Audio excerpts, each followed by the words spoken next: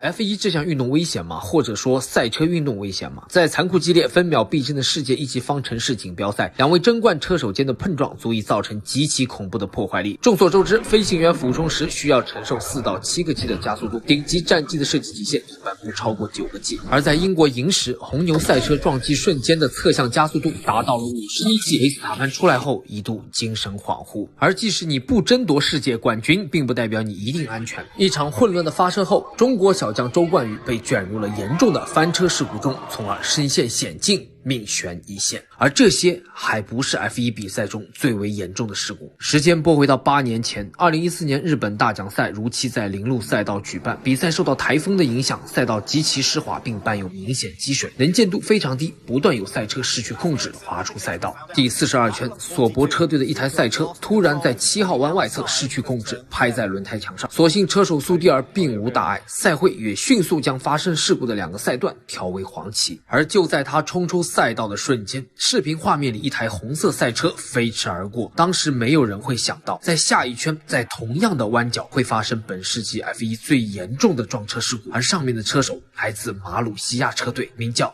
朱尔比安奇。比安奇出生在赛车世家，是天生的赛车手，马萨称其为最好的卡丁车手。20岁已拿下雷诺方程式和欧洲 F3 的年度总冠军，并同时成为法拉利和印度力量的测试车手。2013年加盟马鲁西亚，开始 F1 生涯。虽然车队实力基本垫底，但法国人每场比赛还是会竭尽所能。第2个赛季的摩纳哥站，比安奇创造奇迹，驾驶着 M203 赛车以第9名完赛，获得宝贵的2分，打破了车队的得分荒，大大鼓舞了士气。而阿隆索即将离开法拉利的消息让比安奇无限接近加盟跃马，但所有的一切都在日本大奖赛第43圈戛然而止。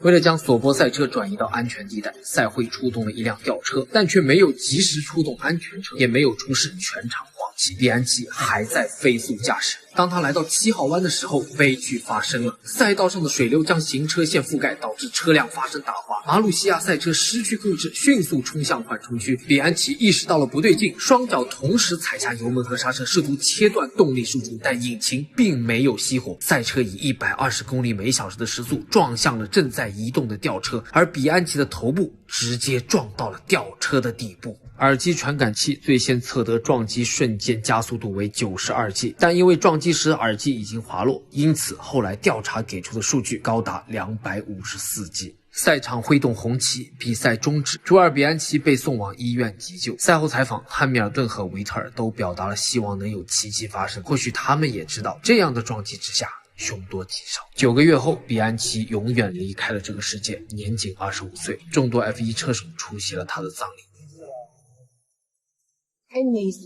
虽然天才车手就此陨落，但他带来的积极影响却没有停止。FIA 派出10人小组彻查此事，调查组递交了一份长达396页的报告，其中提到了马鲁西亚赛车刹车系统内的扭矩协调器阻碍了引擎熄火，但调查组同时提出，这不应该是事故讨论的核心。F1 应该考虑的是如何避免再次发生赛车与大型机械车辆之间的碰撞。于是，虚拟安全车机制和4小时规则被引入 F1。2018年更是推出了可以承